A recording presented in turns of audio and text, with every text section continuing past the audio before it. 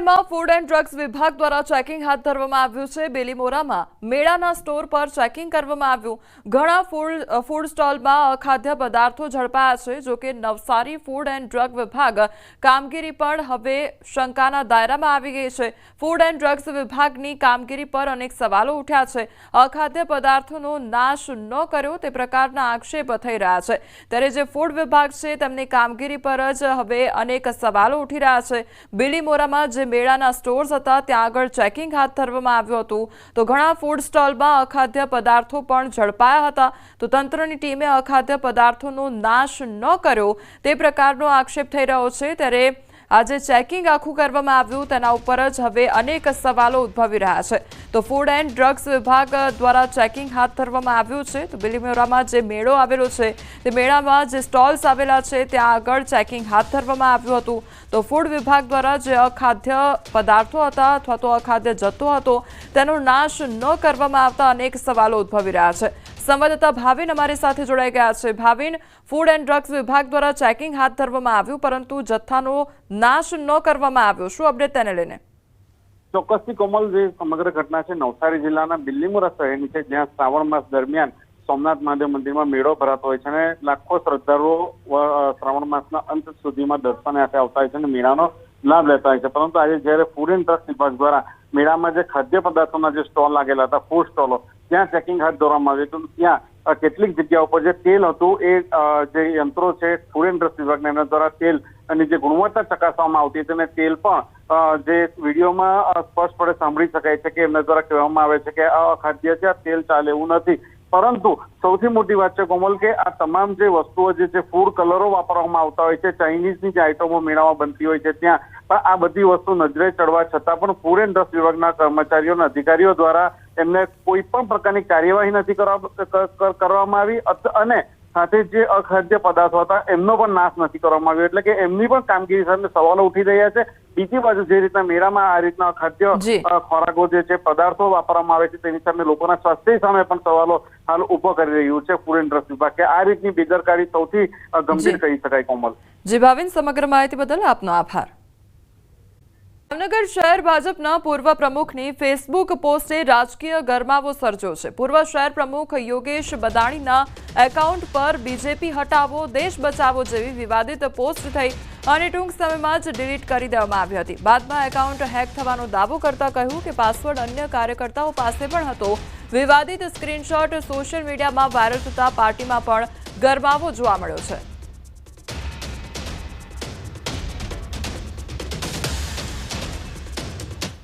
મારું એકાઉન્ટ ઘણા લોકો સંભાળતા હોય, મને આ વિશે ધ્યાન પડી એટલે તરત મેં પોસ્ટ ડિલીટ કરી નાખી। એટલે સોશિયલ મીડિયામાં પોસ્ટ જ્યારે મેં જોઈ એટલે તરત મેં ડિલીટ કરી નાખી।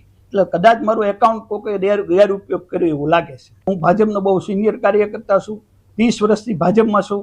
1992માં પોતે ચૂંટણી લડેલો મહાનગરપાલિકાનો વર્ષો જૂનો કાર્યકર્તા છું। મને ભાજપે બહુ આપ્યું છે, એટલે ભાજપ હટાવવાની તો વાત મારા મનમાં આવે જ નહીં। એમનો જે ફેસબુક એકાઉન્ટ છે તે હેક થયેલું છે, એટલે કોઈ પણ હેકર દ્વારા આ પોસ્ટ મૂકવામાં આવેલી હતી। એટલે યોગેશભાઈ ખૂબ જ સિનિયર અને પૂર્વ અધ્યક્ષ રહી ચૂક્યા છે, પૂર્વ મહામંત્રી રહી ચૂક્યા છે, ત્યારે ભારતીય જનતા પાર્ટી પ્રત્યે એમને આવી રીતની પોસ્ટ એમની હોય જ ન શકે, એટલે જે તે હેકર દ્વારા આ પોસ્ટ। તહેવારો નજીક આવતા જામનગરમાં મહાનગરપાલિકાની ફૂડ શાખા દ્વારા વિવિધ વિસ્તારોમાં ફરાળી, ફરસાણ તેમજ મીઠાઈના વિક્રેતાઓને ત્યાં નમૂના લેવામાં આવી રહ્યા છે। લોકોને તહેવારો દરમિયાન સ્વચ્છ અને સારી વસ્તુ મળી રહે તે હેતુથી મહાનગરપાલિકાની ફૂડ શાખાએ 17 જેટલી ફરાળી વાનગીઓ ઉપરાંત જામનગરના જૂના રેલવે સ્ટેશન પાસે આવેલી મીઠાઈ, ફરસાણની દુકાનોમાંથી નમૂના લેવામાં આવ્યા છે। નમૂના લઈ વડોદરા ખાતે ટેસ્ટિંગમાં મોકલવામાં આવ્યા છે।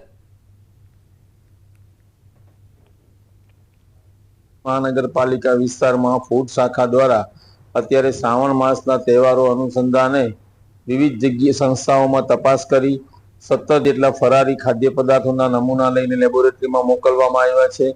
તદુપરાંત આજ રોજ સવારથી જૂના રેલવે સ્ટેશન વિસ્તારમાં 2 જગ્યાએથી મીઠાઈના નમૂના લઈને food and drugs laboratory Vadodara ખાતે મોકલવામાં આવ્યા છે, જેના રિપોર્ટ આવેથી આગળની કાર્યવાહી કરવામાં આવશે। અમેરિકાના ટેરિફ બોમ્બ મુદ્દે પણ પ્રતિક્રિયા આપવામાં આવી છે. પીએમ મોદીને ખેડૂતોની ચિંતા છે. ભારત અમેરિકાને ખાતર સપ્લાય કરે છે. ભારત બમણો ભાવથી વેચાણ કરે છે. તે પ્રકારની વાત પણ તેમના દ્વારા કરવામાં આવી છે. દેશના ખેડૂતોનું, દેશની જનતાનું સન્માન અને રક્ષણ જળવાઈ રહે એના માટે એને તત્પરતાથી નિર્ણયો લીધા છે. એને ટેરિફ નાખવાના જે દાવાઓ કર્યા, રશિયા પાસેથી ફર્ટિલાઇઝર કે ઓઇલ પ્રોડક્ટ નહીં ખરીદવા માટેના દબાણો કર્યા, આમ છતાં પણ આપણે દેશના હિતમાં જે હોય એ જ નિર્ણય કરીશું એવો જવાબ અને પ્રવૃત્તિને એક્શન લઈને દેશની જનતાને, ખેડૂતોને અને આમ જનતાને સુરક્ષિત કર્યા છે. ઇફકો માસોલના ચેરમેન દિલીપ સંઘાણીનું મોટું નિવેદન સામે આવ્યું છે. ખાતરની અછત મુદ્દે સંઘાણીનું નિવેદન સામે આવ્યું છે. રો મટીરિયલ્સના ભાવ વધતા સર્જાઈ અને ખાતરની અછત સર્જાઈ ત્યારે ઇફકો દેશનું 70% ખાતર પૂરું પાડે છે. અન્ય કંપનીઓએ ઉત્પાદન ઓછું કર્યું છે. નેનો યુરિયાની વિદેશમાં વધુ માંગ, ત્યારે નેનો યુરિયા વિશે ખોટો પ્રચાર થયો છે તેવું કહેવામાં આવ્યું છે. આંતરરાષ્ટ્રીય રો મટીરિયલના ભાવ ઊંચા થઈ ગયા છે, એટલા માટે પ્રાઇવેટ કંપનીઓ જે બનાવતી એને ખોટ જાય એટલે એ બનાવતી નથી. ભૂતકાળમાં આપણા દેશમાં જે યુરિયા પેદા થતું એમાં 30% ઇફકો માત્ર બનાવતું, 70% 30થી 35 કંપનીઓ દેશમાં છે એ બનાવતી. આજે પ્રાઇવેટ કંપનીઓ, સરકારી કંપનીઓ જે એનું ઉત્પાદન ઓછું કર્યું એના કારણે ઇફકોએ એટલું જ પોતાનું 100% ઉત્પાદન ચાલુ રાખ્યું છે. 70%માં માત્ર ઇફકો બનાવે છે અને 30%માં આખો દેશ બનાવે, એટલે થોડું ઉત્પાદન ઓછું થાય એટલે સ્વાભાવિક એની શોર્ટેજ આવે. જીવિત વ્યક્તિને પુરવઠા વિભાગે મૃત જાહેર કરી દીધા. માંડવી જમનાબાઈ હોસ્પિટલ પાછળ રહેતા હનીફ કચ્છીને પુરવઠા વિભાગે મૃત બતાવી દેતા તેની મુશ્કેલી વધી ગઈ છે. હનીફ કચ્છીનો પુત્ર જિયાઉલ રહેમાન તેમનું રાશન કાર્ડ ખોવાઈ જતા નવું કાર્ડ કઢાવવા માટે ગયા ત્યારે સમગ્ર વાતનો ખુલાસો થયો. નર્મદા ભુવનમાં આવેલ ઝોનલ 1ની ઓફિસના અધિકારી કર્મચારીએ તેમના પિતા મૃત હોવાનું કહ્યું. 63 વર્ષના હનીફ કચ્છી જીવિત હોવા છતાં તંત્ર ન માન્યું. સતત 2 દિવસ સુધી જિયાઉલ રહેમાનને ધક્કા ખવડાવ્યા હતા. પુરવઠા વિભાગે હવે હનીફ કચ્છીને પાછો જીવિત કરવા 20 દિવસનો સમય માંગ્યો છે. ત્વરિત કામગીરી કરવાના બદલે તંત્રએ પોતાની તંગડી ઊંચી રાખીને અરજદારનું કામ ન કર્યું. ભૂલ તંત્રની છે, છતાં હનીફ કચ્છી અને તેમનો પરિવાર હેરાન થઈ રહ્યો છે. પિતા પુત્રએ પુરવઠા વિભાગના જવાબદાર અધિકારી સામે કાર્યવાહી કરવા માંગ પણ કરી છે.